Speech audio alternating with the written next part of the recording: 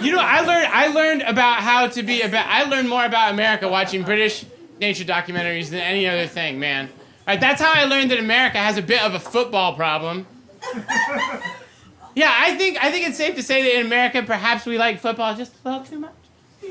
You know how I know? It's because I was watching American football, right? Not the one that you play that actually resembles something kind of like a game called football. Yeah, right? Yeah, exactly. But I was watching this nature documentary, and here in America, we get two versions. We get the British version narrated by noted naturalist David Attenborough, right? And then in the American version, they have the noted naturalist Sigourney Weaver, right? And the two versions, the British version and the American version, they're identical. They're totally identical, with one key exception. In the English version, they just tell you how big things are. The fjords of Norway rise over 300 meters above the waves below. And like a test group of Americans must have been like, what? Because in the American version, they tell you how big things are, and then they tell you what that means in terms of how many football fields, right? All right, the fjords of Norway rise over 300 meters above the waves below. What? That's the distance of over 3 football fields. Wow. Down in the tidal pools below, a baby seahorse draws in its first breath.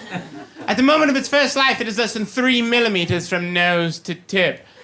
What? That's less than 1/100th of 1% of 1 football field. Wow.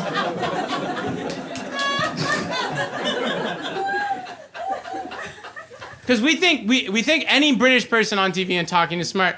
We also think in America, anybody in a suit and tie on TV talking is smart, even if that person is only talking about football. And those people, I'm afraid to report, are so stupid that they can't even remember what sport they're talking about without constantly reminding themselves and everyone else at home that they are in fact talking about football.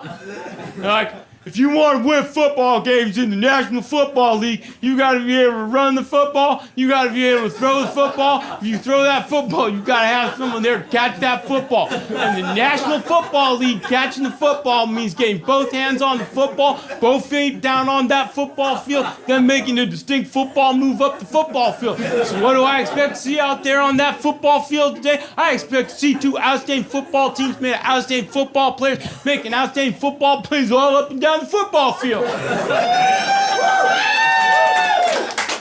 Yeah, and then after all of that, they have the audacity to ask me if I am ready for some football.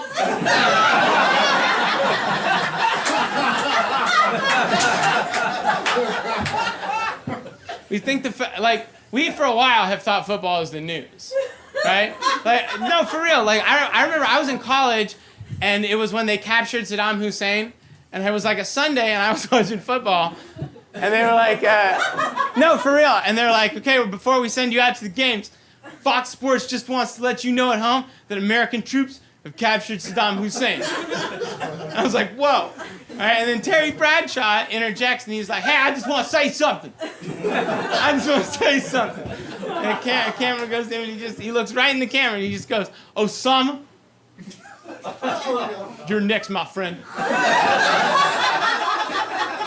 And I'm like, yeah, who was that aimed at? Exactly. It's like not Osama bin Laden himself. It's not like he was in his apartment complex in Pakistan with a satellite dish. Like, what? Here I am sitting down to watch the critical Week 14 matchup between the Chicago Bears, peace be upon them, and the infidel Minnesota Vikings. Now, how will I know who to play in my fantasy game? You know what I mean? That's the thing. Fantasy football is a bridge too far for me, man. Like, the only thing that's, like, weirder to me than football is fantasy football.